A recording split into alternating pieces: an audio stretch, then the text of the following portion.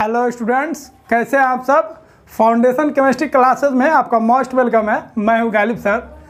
तो dear students, surface chemistry हम लोग पढ़ रहे हैं और सरफेस केमिस्ट्री में बहुत सारा लेक्चर हम लोग कंप्लीट कर चुके हैं। तो 5 लेक्चर हम लोग कंप्लीट कर चुके हैं। तो इससे पहले वाले लेक्चर में हम लोग सीखे थे एडजॉर्प्शन आइसोथर्म के बारे में हम लोग देखे थे, जिसमें 2 तरह का आइसोथर्म हम लोग देखे थे। एक था फ्रेंडलिक आइसोथर्म और एक था लैंगम्यूर आइसोथर्म। तो अब हम लोग ग्राफ सीखने जा रहे हैं। जो फ्रेंडलिक आइसोथर्म और लैंगम्यूर हम लोग पढ़ चुके हैं आइसोथर्म, उसी का हम लोग ग्राफ ड्रॉ करने जा रहे हैं। तो हम लोग इक्वेशन जानते हैं। तो फर्स्ट हम लोग ग्राफ ड्रॉ करते हैं फ्रेंडलिक आइसोथर्म से रिलेटेड। उसमें 3 ग्राफ आपको ध्यान रखना है। तो इक्वेशन क्या है, x/m = k × p का पावर 1/n। ठीक है, अब इसका ग्राफ ड्रॉ करना है। तो ग्राफ आप ध्यान रखेंगे कुछ ऐसे होगा। तो पहले क्या होगा, स्ट्रेट लाइन होगा, उसके बाद कर्व होगा और उसके बाद कांस्टेंट हो जाएगा। तो 3 पार्ट में ध्यान रखेंगे, स्ट्रेट लाइन, कर्व और उसके बाद क्या हो गया, कांस्टेंट हो गया। पहले आपको इसका वैल्यूज भी बता दिए हैं। जब स्ट्रेट लाइन रहेगा तो x/m बराबर हो जाएगा k × p हो जाएगा, p का पावर 1 होगा। ठीक है, और जब कर्व रहेगा तो वो क्या होगा, x/m = k × p का पावर 1/n।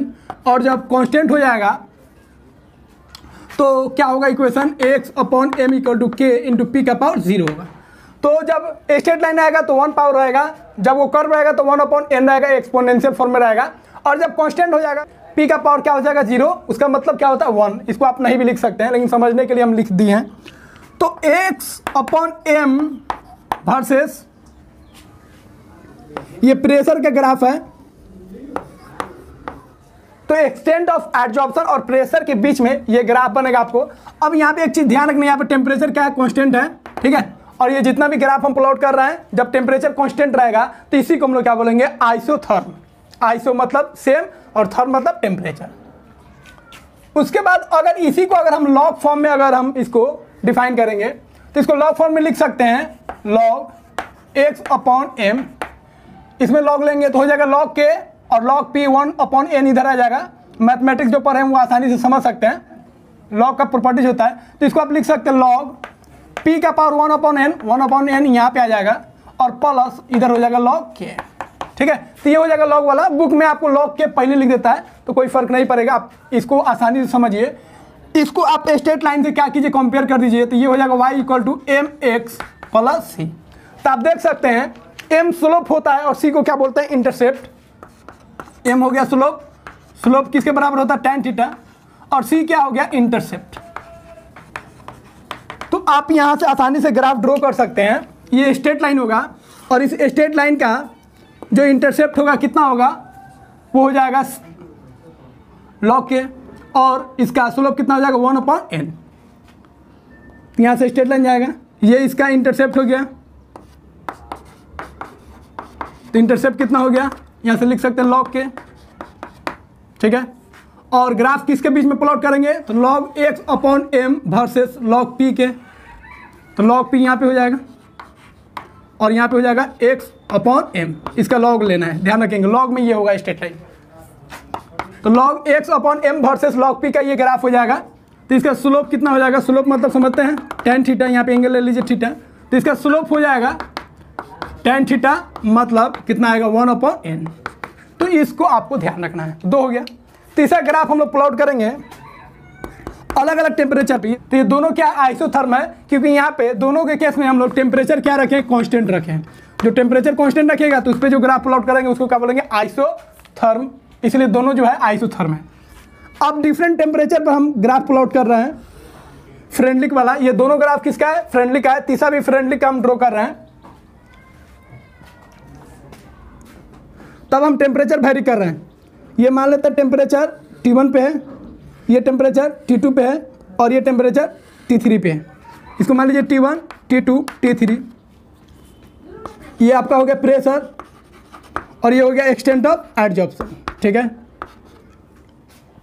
अब यहाँ पे टेम्परेचर कांस्टेंट नहीं है तो अब आपको बताना है जो T1 पे ज़्यादा एडजॉर्प्शन हुआ है कि T2 पे कि T3, तो उसके लिए आपको एक नियम याद रखना पड़ेगा। टेम्परेचर जैसे इंक्रीज होगा, एडजॉर्प्शन जो होगा उसका रेट क्या हो जाएगा, कम हो जाएगा। x/m का वैल्यू क्या हो जाएगा, कम हो जाएगा। एक्सटेंट ऑफ एडजॉर्प्शन कम हो जाएगा, घट जाएगा जब हम टेम्परेचर को इंक्रीज करते हैं। तो यहाँ पे देखिए, यहाँ पे एडजॉर्प्शन क्या है, ज़्यादा है तो टेम्परेचर कम। यहाँ पे एडजॉर्प्शन थोड़ा सा कम हो गया तो थोड़ा सा टेम्परेचर बढ़ जाएगा। यहाँ पे एडजॉर्प्शन क्या बहुत कम है तो वहाँ पे टेम्परेचर क्या होगा, हाई। एडजॉर्प्शन ज़्यादा होगा तो टेम्परेचर क्या होगा, कम होगा। तो सबसे कम टेम्परेचर कौन होगा, T3, उसके बाद कौन होगा, T2, उसके बाद कौन होगा, T1। तो यहाँ पे देख सकते हैं T3 से T2 ज़्यादा, T2 से T1 ज़्यादा, मतलब T3 मतलब टेम्परेचर कम है, इसका मतलब T3 पे एडजॉर्प्शन ज़्यादा हुआ है। T1 जो है ज़्यादा टेम्परेचर है, इसका मतलब वहाँ पे कम एडजॉर्प्शन हुआ होगा। देखिए T1 पे कम एडजॉर्प्शन हुआ है। तो 3 ग्राफ को आपको ध्यान रखना है। ये दोनों को हम लोग क्या बोलेंगे, आइसोथर्म। ये दोनों क्या हो जाएगा, आइसोथर्म, क्योंकि यहाँ पे टेम्परेचर क्या है, कांस्टेंट है, ध्यान रखेंगे। तो ये तीनों ग्राफ हो गया, 1, 2 और 3 हो गया आपका फ्रेंडलिक आइसोथर्म। अब एक 4 देखेंगे हम लोग, लैंगम्यूर आइसोथर्म। लैंगम्यूर आइसोथर्म, यहाँ पे भी टेम्परेचर क्या लेंगे, कांस्टेंट लेंगे। तो इसका इक्वेशन क्या है, इक्वेशन को पहले लिख लीजिए, x/m = AP divided by 1/BP, 1 + BP। अब इसको थोड़ा तोड़ के लिख दीजिए, कैसे तोड़ना है देखिए, इसको रेसिप्रोकल ले लीजिए। तो 1/x/m और इधर रेसिप्रोकल लेंगे तो 1/AP आ जाएगा, उसको ऐसे लिख सकते हैं 1/A × 1/P plus P cut जाएगा, क्या हो जाएगा, A/B। तो फिर वही फॉर्मेट में आ गया। देखिए अब बुक में आपको लिखा होगा AB पहले लिख दिया होगा, लेकिन इस तरह लिखेंगे तो इक्वेशन से रिलेट करना आसानी हो जाएगा। ये y हो गया, y = mx + c। तो समझ गए, m स्लोप होता है तो ये आपका क्या हो गया, स्लोप हो गया। कितना आसानी से समझ गए। और ये जो है ये आपका क्या हो गया, इंटरसेप्ट हो गया। तो इसका भी ग्राफ आप आसानी से बना सकते हैं। कुछ स्ट्रेट लाइन बनेगा इसे, उसका कुछ इंटरसेप्ट होगा, ये आपका इंटरसेप्ट हो गया। तो इसका इंटरसेप्ट कितना हो जाएगा, देखिए तो इसका इंटरसेप्ट हो जाएगा A/B, ठीक है। और इसका एक स्लोप होगा, स्लोप tan थीटा कितना हो जाएगा, देखिए तो स्लोप हो जाएगा 1/A। और ये जो ग्राफ प्लॉट करेंगे तो ये हो जाएगा y, ये क्या हो जाएगा y, और ये हो जाएगा आपका x। तो y हो गया यहाँ पे x/m, और यहाँ पे हम लोग लिखेंगे x कितना हो जाएगा, 1/P। तो ये जो ग्राफ होगा 1/x/m और 1/P, P यहाँ पे उल्टा रखेंगे, ठीक है। तो ये दोनों के बीच में कुछ ऐसा ग्राफ होगा, किसके लिए, लैंगम्यूर के लिए, ध्यान रखेंगे। ये तीनों जो ग्राफ है 1, 2, 3, 1, 2 एंड 3 जो है वो कौन सा है, फ्रेंडलिक वाला है, ध्यान रखेंगे, फ्रेंडलिक आइसोथर्म। लेकिन ध्यान रखेंगे थर्ड वाला जो है उसको आइसोथर्म नहीं बोलेंगे, क्योंकि टेम्परेचर कांस्टेंट नहीं है। 1 और 2 को आइसोथर्म बोलेंगे। उसके बाद ध्यान रखिएगा, अगर आप इस फॉर्म में नहीं बनाते हैं, डायरेक्टली इस फॉर्म में अगर आप बनाते हैं तो स्ट्रेट लाइन नहीं होगा ग्राफ, वो कुछ ऐसा ही ग्राफ बनेगा। लेकिन अगर हम लैंगम्यूर को ऐसे तोड़ के ऐसे बनाएंगे 1/x/m वर्सेस 1/P, तो ये स्ट्रेट लाइन जाएगा। तो इसको आप कॉपी कीजिए, फिर हम लोग आगे बढ़ते हैं।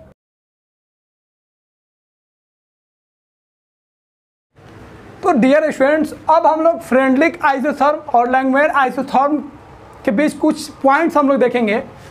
तो डियर स्टूडेंट्स यहाँ पे ध्यान रखेंगे, फ्रेंडलिक आइसोथर्म में आपको ध्यान रखना है, ये जो वैलिड होगा, मतलब ग्राफ जब स्ट्रेट लाइन होगा तो अब तो ये वैलिड है, लेकिन जैसे ही कर्व आ जाएगा तो ये वैलिड नहीं है, मतलब हाई प्रेशर पे ये वैलिड नहीं है, लो प्रेशर पे ही वैलिड होगा।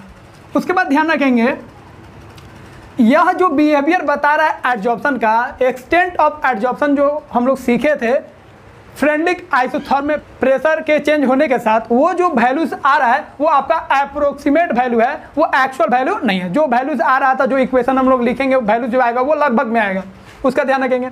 उसके बाद ध्यान रखेंगे, ये फ्रेंडलिक आइसोथर्म जो है पहले भी बता चुके हैं, ये हाई प्रेशर पे काम नहीं करेगा, फेल हो जाएगा। ये सिर्फ लिमिटेड रेंज ऑफ प्रेशर में ही काम करेगा, कुछ सीमित प्रेशर का जो वैल्यूज होगा उसी में काम करेगा, हाई प्रेशर पे ये काम नहीं करेगा। लेकिन लैंगम्यूर आइसोथर्म का बात करेंगे तो इनका जो थ्योरेटिकल कॉन्सेंट्रेशन है, तो लैंगम्यूर आइसोथर्म जो है वो थ्योरेटिकल कॉन्सेंट्रेशन है। एक कॉन्सेप्ट हम लोग 11 में पढ़े थे, काइनेटिक थ्योरी ऑफ गैस, उस पर बेस्ड है। तो काइनेटिक थ्योरी का जो कॉन्सेप्ट है उसी को इन्होंने अप्लाई किया, वो ध्यान रखेंगे। सेकेंड ध्यान रखेंगे, इनका मानना था जी एडजॉर्प्शन जो होगा सरफेस पे होगा जब तक सरफेस पे पूरा सरफेस कवर्ड नहीं हो जाए, मतलब एडजॉर्प्शन जब स्टार्ट होगा तब तक होगा जब तक वो पूरा सरफेस कवर्ड नहीं हो जाए गैस के मॉलिक्यूल्स के द्वारा। इसका ध्यान रखेंगे। थर्ड ध्यान रखेंगे, इनका कहना था जितना ज़्यादा खाली स्थान होगा, सरफेस जितना खाली होगा उतना ज़्यादा एडजॉर्प्शन होगा। तो ये तो फैक्ट है, जितना खाली होगा एडजॉर्प्शन का रेट उतना ही हाई होगा। सेकेंड कहना था जितना सरफेस भरा होगा मॉलिक्यूल्स के द्वारा, मतलब एडजॉर्प्शन हो चुका है, अब जितना ज़्यादा एडजॉर्प्शन हुआ होगा, जितना सरफेस भरा होगा उतना ही ज़्यादा क्या होगा, डिजॉर्प्शन होगा। और इन्होंने एक टर्म यूज किया था एडजॉर्प्शन के लिए, कॉन्डेंसेशन। कॉन्डेंसेशन मतलब गैस मॉलिक्यूल्स का कॉन्डेंस होना, लिक्विड में बदलना, और इवोपोरेशन मतलब वो लिक्विड में जब बदल जाएंगे तो लिक्विड का वेपर में बदलना। तो एडजॉर्प्शन हम लोग समझेंगे कॉन्डेंसेशन और डिजॉर्प्शन समझेंगे हम लोग इवोपोरेशन।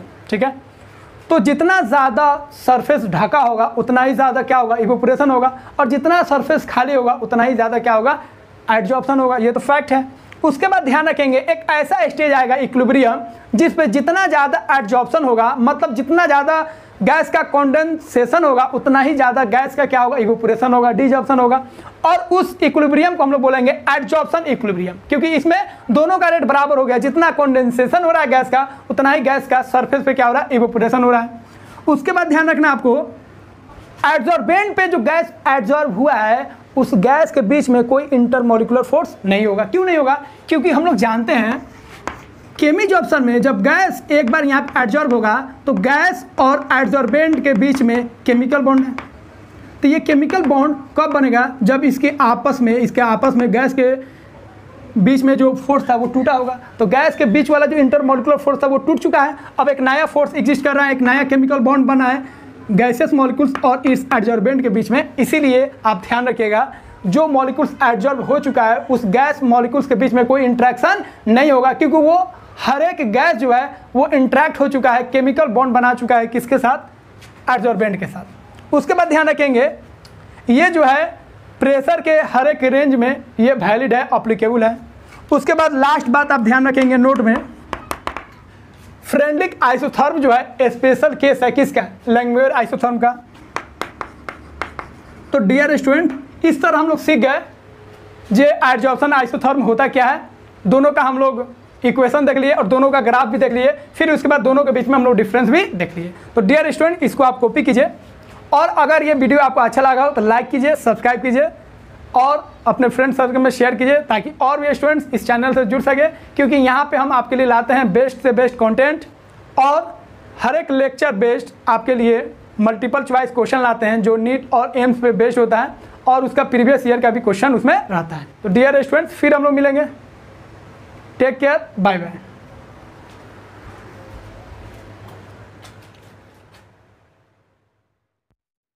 अब हम लोग बात करेंगे एडजॉर्प्शन आइसोबार। तो एडजॉर्प्शन आइसोबार क्या होगा उसको समझ लेते हैं। एडजॉर्प्शन आइसोबार, तो इससे पहले हम लोग सीखे थे एडजॉर्प्शन आइसोथर्म। आइसोथर्म मतलब होता है जब हम प्रेशर से रिलेटेड ग्राफ बनाएंगे कांस्टेंट टेम्परेचर पे, और आइसोबार का मतलब क्या होता है। तो आइसोबार का ध्यान रखिएगा, यहाँ पे प्रेशर को कांस्टेंट करेंगे, क्या करेंगे, प्रेशर को कांस्टेंट कर देंगे। तो कांस्टेंट अगर प्रेशर आएगा और उस पर ग्राफ बनाएंगे तो उसको हम लोग क्या बोलेंगे, आइसोबार। ठीक है, तो अब जो हम लोग ग्राफ प्लॉट कर रहे हैं, तो x/m मतलब extent of adsorption versus temperature. तो जब हम एक्सटेंट ऑफ एडजॉर्प्शन, कितना एडजॉर्प्शन हुआ किसी सॉलिड पे, उसका और टेम्परेचर के बीच जब हम ग्राफ प्लॉट करेंगे कांस्टेंट प्रेशर पे, यहाँ पे आपको प्रेशर कांस्टेंट कर देना है, तो इसी ग्राफ को हम लोग बोलते हैं, क्या बोलते हैं, एडजॉर्प्शन आइसोबार। क्लियर है? तो जब एक एक्सटेंट ऑफ एडजॉर्प्शन और टेम्परेचर के बीच ग्राफ प्लॉट करेंगे कांस्टेंट प्रेशर पे तो इसको बोलेंगे एडजॉर्प्शन आइसोबार, और जब extent of adsorption versus pressure के बीच ग्राफ प्लॉट करेंगे कांस्टेंट टेम्परेचर पे तो उसको हम लोग क्या बोलते हैं, आइसोथर्म। आइसोथर्म मतलब सेम टेम्परेचर, कांस्टेंट टेम्परेचर, और आइसोबार मतलब कांस्टेंट प्रेशर। तो अब ये वाला ग्राफ हम लोग सीखने जा रहे हैं। तो देखिए, दो तरह का ग्राफ हम लोग बनाएंगे, एक बनाएंगे फिजिजॉर्प्शन के लिए और एक हम लोग बनाएंगे केमिजॉर्प्शन के लिए। तो ये हो गया आपका x/m, और इधर हो गया हमारा क्या, टेम्परेचर, और प्रेशर क्या है, कांस्टेंट है। चलिए अब ग्राफ को समझिए। तो यहां पे कुछ ग्राफ ऐसे बनेगा और ये बताएगा फिजिक्स ऑप्शन में टेम्परेचर आप जैसे जैसे इंक्रीज करेंगे एडजॉर्प्शन जो होगा, एक्सटेंट ऑफ एडजॉर्प्शन जो होगा वो क्या होगा, डिक्रीज करेगा। ठीक है, तो जैसे जैसे टेम्परेचर आप बढ़ाएगा कांस्टेंट प्रेशर पे तो एक्सटेंट ऑफ एडजॉर्प्शन जो है सॉलिड पे जो गैस एडजॉर्ब हो रहा था उसका जो रेट है वो क्या होगा, कम होगा। ठीक है, लेकिन यहाँ पे ध्यान रखेंगे, यहाँ पे कुछ अलग होगा। केमी ऑप्शन में अगर बात करेंगे तो केमी ऑप्शन में टेम्परेचर अगर बढ़ाएंगे तो फर्स्ट में तो इंक्रीज होगा, फर्स्ट में आपका क्या होगा, इंक्रीज होगा, एक मैक्सिमम पॉइंट आएगा, एक टेम्परेचर पे इसका एडजॉर्प्शन हाईएस्ट हो जाएगा। उसके बाद जैसे जैसे टेम्परेचर बढ़ाएंगे तो केमी ऑप्शन का जो रेट है वो क्या होगा, घटने लगेगा। तो यहाँ पे क्या होगा, लिख सकते हैं firstly x upon m increases on increasing temperature but on continuous increases in temperature x बटा m डिक्रीजेस। ठीक है, तो यहाँ पे ध्यान रखेंगे केमी ऑप्शन में होगा क्या, टेम्परेचर अगर बढ़ाएगा तो एडजॉर्प्शन का रेट तो बढ़ेगा, लेकिन एक ऐसा टेम्परेचर आएगा जिस पे एडजॉर्प्शन मैक्सिमम हो जाएगा। उसके बाद अगर आप टेम्परेचर बढ़ाते हैं तो एडजॉर्प्शन का रेट जो है कम होने लगेगा, डिक्रीज होने लगेगा। तो वही यहाँ पे लिखे। अब एक एग्जांपल से समझिए इस केस में क्यों मैक्सिमम हो रहा है, फिर उसके बाद क्यों घट रहा है। तो एक सॉलिड हम मान लेते हैं, ये सॉलिड हो गया, तो इस पर केमी एडजॉर्प्शन हो रहा है। ठीक है, तो एडजॉर्प्शन होगा तो आप पहले जान चुके हैं, हम पहले बता चुके हैं, केमी एडजॉर्प्शन का मतलब होता है गैस मॉलिक्यूल्स के पहले जो आपस में इंटरेक्शन था वो ब्रेक हो जाता है और एक नया इंटरेक्शन बनता है गैस मॉलिक्यूल्स और सॉलिड के बीच में, जिसको हम लोग केमिकल बॉन्ड बोलते हैं। बोलिए, तो कोई भी अगर केमिकल बॉन्ड बन रहा होता है, कोई भी अगर केमिकल रिएक्शन होता है तो पुराना बॉन्ड टूटता है और नया बॉन्ड बनता है। तो गैस मॉलिक्यूल्स के बीच में आपस में जो वंडर वाल फोर्स था वो तो टूट गया और हर एक गैस मॉलिक्यूल्स इंटरेक्ट हो गया सॉलिड के साथ केमिकल बॉन्ड के द्वारा। अब हर एक गैस मॉलिक्यूल्स केमिकल बॉन्ड से जुड़ा हुआ है, पुराना वाला बॉन्ड टूट चुका है। अब जैसे ही नया बॉन्ड बना रहा है तो आप टेम्परेचर दे रहे हैं तो पुराना बॉन्ड टूटेगा। तो जब आप टेम्परेचर दीजिएगा तो होगा क्या, पुराना बॉन्ड टूटेगा और नया बॉन्ड बनेगा। तो नया बॉन्ड बनाने में यूज हो रहा है टेम्परेचर जो आप दे रहे हैं। तो टेम्परेचर देते गए बॉन्ड नया बनते गया, पुराना वाला बॉन्ड टूटते गया, क्योंकि जब तक पुराना बॉन्ड नहीं टूटेगा नया बॉन्ड बनेगा नहीं। अब नया बॉन्ड जब बन गया उसके बाद अगर आप टेम्परेचर दीजिएगा तो दिक्कत होगा। क्यों? क्योंकि बॉन्ड तोड़ने में एनर्जी लगता है तो उसको फायदा होगा, लेकिन बॉन्ड जब बन जाएगा तो वो खुद एनर्जी रिलीज करता है। ये फैक्ट बात हम लोग जानते हैं, बॉन्ड टूटता है तो एनर्जी लगता है और बॉन्ड बनता है तो एनर्जी रिलीज होता है। तो जैसे ही नया बॉन्ड बनेगा तो एनर्जी रिलीज होगा। अब एनर्जी रिलीज हो रहा है और उसमें आप एनर्जी दे रहे हैं, तो दोनों एक दूसरे का क्या हो गया, उल्टा हो गया, रिवर्स हो गया। वो एनर्जी चाह रहा है रिलीज होकर स्टेबल हो जाए, बॉन्ड को और मजबूत कर दे, और उसमें आप एनर्जी दीजिएगा तो फिर रेट क्या हो जाएगा, घटने लगेगा। इसी के कारण टेम्परेचर जो है एक समय तक इसको बढ़ाएगा, लेकिन जब मैक्सिमम हो जाएगा, बॉन्ड जब बन जाएगा केमिकल बॉन्ड, उसके बाद आप अगर एनर्जी दीजिएगा, हीट दीजिएगा, तो एडजॉर्प्शन का रेट घटने लगेगा, क्योंकि उसको अब एनर्जी की जरूरत नहीं है, वो खुद एनर्जी रिलीज कर रहा है। तो इसको आप ध्यान रखिएगा। तो इसको कॉपी कीजिए, एक पॉइंट्स और बताएंगे, उसके बाद ये लेक्चर समाप्त हो जाएगा।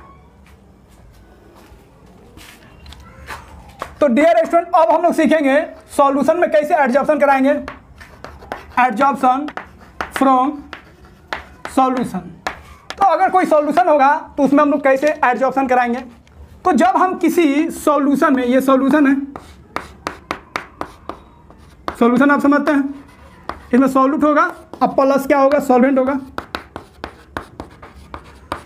तो ध्यान रखेंगे जैसे ही इसमें कोई सॉलिड डालेंगे सॉल्यूशन में तो होगा क्या, ये जो सॉलिड है वो सॉल्यूट को अपने ऊपर एडजॉर्ब करा लेगा। तो होगा क्या, solid adsorb some amount of solute। तो किसी सॉल्यूशन में अगर आप किसी सॉलिड को डालिएगा तो हो सकता है जो वो सॉलिड जो है कुछ सॉल्यूट को अपने ऊपर एब्जॉर्ब कर ले। जैसे एग्जांपल देखिए, अगर आप एसिटिक एसिड के सॉल्यूशन को, एक्वा सॉल्यूशन को में अगर आप चारकोल को मिक्स करते हैं तो होगा क्या, चारकोल पे एसिडिक एसिड का कुछ अमाउंट एब्जॉर्ब हो जाएगा। चारकोल क्या करेगा, charcoal absorb some amount of acetic acid, acidic acid के कुछ अमाउंट को क्या करेगा, एब्जॉर्ब कर लेगा, और इसके वजह से एसिडिक एसिड का जो कॉन्सेंट्रेशन है सॉल्यूशन में वो क्या हो जाएगा, कम हो जाएगा। And due to this concentration of acidic acid decreases in solution, solution में क्या होगा, डिक्रीज कर जाएगा। तो ये ध्यान रखेंगे। दूसरा एग्जांपल, ये दोनों एग्जांपल पे आपको बहुत सारा क्वेश्चन मिलेगा, इसलिए ध्यान रखेंगे। सेकेंड एग्जांपल है, जब हम लिटमस सॉल्यूशन को, कोई भी लिटमस सॉल्यूशन ले लीजिए, उसमें जब चारकोल को मिक्स करेंगे तो लिटमस सॉल्यूशन क्या हो जाएगा, कलरलेस हो जाएगा। लिटमस सॉल्यूशन क्या हो जाएगा, कलरलेस हो जाएगा। क्यों हो जाएगा, क्योंकि यहाँ पे फिर वही चारकोल क्या करेगा, लिटमस सॉल्यूशन का जो कलर है उसको अपने ऊपर क्या करेगा, एब्जॉर्ब करेगा। बिकॉज चारकोल, चुप चुप बेटा चुप, charcoal absorb colour of litmus solution on its surface. Clear है, इसका हम लोग ध्यान रखेंगे। तो इस तरह कलरलेस हो जाएगा। आप मिथाइलिन ऑरेंज लीजिएगा, चारकोल मिक्स कीजिएगा तो मिथाइलिन ऑरेंज जो है वो कलरलेस हो जाएगा। तो ये दोनों एग्जांपल आपको ध्यान रखना है, इस पे ऑब्जेक्टिव क्वेश्चन आपसे पूछ सकता है। उसके बाद इसके लिए एक इक्वेशन बन जाएगा, जैसे हम लोग गैस के केस में इक्वेशन देखे थे x/m equal to k p⁴ n। उसी तरह इसके लिए इक्वेशन आप लिख सकते हैं x/m तो होगा ही, k गैस के केस में प्रेशर लेते थे, लेकिन सॉल्यूशन के केस में आप क्या कीजिएगा, कॉन्सेंट्रेशन लेंगे। कॉन्सेंट्रेशन लेंगे सॉल्यूशन का, कब, जब इक्विलिब्रियम स्टेट एग्जिस्ट करेगा तब। तो यहाँ पे p की जगह पर c लिख देंगे और c का पावर 1/n हो जाएगा। ध्यान रखेंगे, वेयर c जो है ये हो जाएगा इक्विलिब्रियम कॉन्सेंट्रेशन।